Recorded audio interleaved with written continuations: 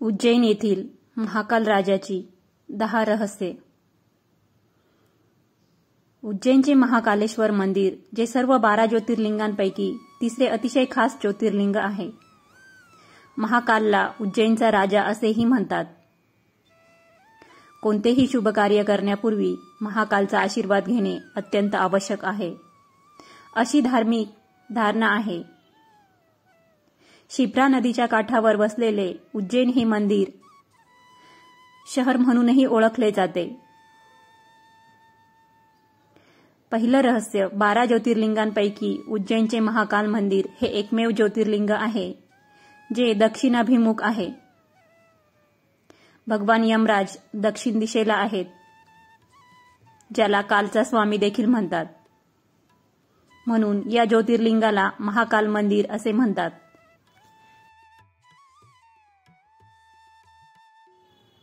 दर सोमवारी महाकाल मंदिरात निर्वाणी आखाड्यातील ऋषी आणि संतांकडून भस्म आरती केली जाते. प्रथम भगवान महाकाल यांना थंड पाण्याने आंघोळ घातली जाते आणि त्यानंतर त्यांना पंचामृताने अभिषेक केला जातो.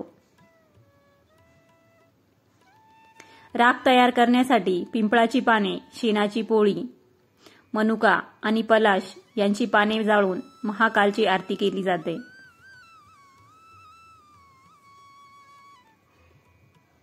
हरसिद्धी मातेचे मंदिर. उज्जैनच्या महाकाल ज्योतिर्लिंगापासून काही अंतरावर देवी सतीच्या 51 शक्तिपीठांपैकी एक आहे. ज्योतिर्लिंग आणि शक्तिपीठ जवळच असल्याने या मंदिराचे महत्त्व अधिकच वाढते. महाकालेश्वर ज्योतिर्लिंग मंदिर हजारो वर्षे जुने आहे. या मंदिराचा विस्तार राजा विक्रमादित्य याने त्याच्या कारकिर्दीमध्ये केला होता असे म्हणतात. महाकालेश्वर ज्योतिर्लिंग 3 भागात विभागलेले आहे. खालच्या भागात महाकालेश्वर, मधल्या भागात ओंकारेश्वर आणि वरच्या भागामध्ये नागचंद्रेश्वर मंदिर आहे. श्री नागचंद्रेश्वर मंदिर शिवलिंग फक्त नागपंचमीच्या दिवशीच दिसते. या दिवशी नागचंद्रेश्वर शिवलिंगाच्या दर्शनासाठी दूरवरून भाविक येतात. महाकालला उज्जैनचा राजा देखील म्हटले जाते. धार्मिक मान्यतेनुसार विक्रमादित्यच्या राजवटीनंतर कोणताही राजा येथे रात्रभर राहिला नाही. ज्याने हे धाडस केले त्याला घेरून मारण्यात आल्याचे सांगितले जाते. त्यामुळे आजपर्यंत एकही मुख्यमंत्री किंवा पंतप्रधान उज्जैनमध्ये रात्र घालवत नाही.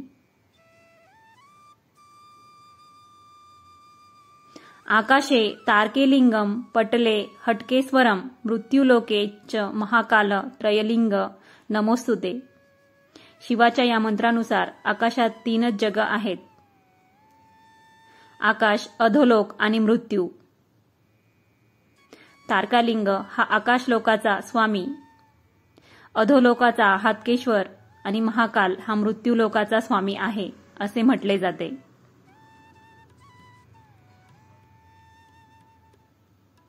महाकाल पालखी दरवर्षी श्रावण महिन्यात काढली जाते.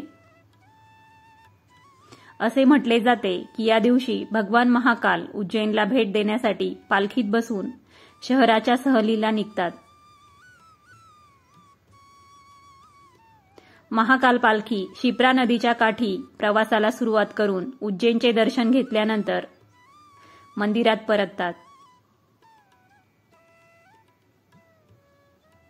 महाकालच्या गर्भगृहात माता पार्वती, गणेश आणि कार्तिकेय यांच्या मूर्ती विराजमान आहेत. भगवान श्रीकृष्ण आणि त्यांचा मोठा भाऊ बलराम यांनी उज्जैन येथील ऋषी संदीपनी यांच्या आश्रमात शिक्षण घेतले होते.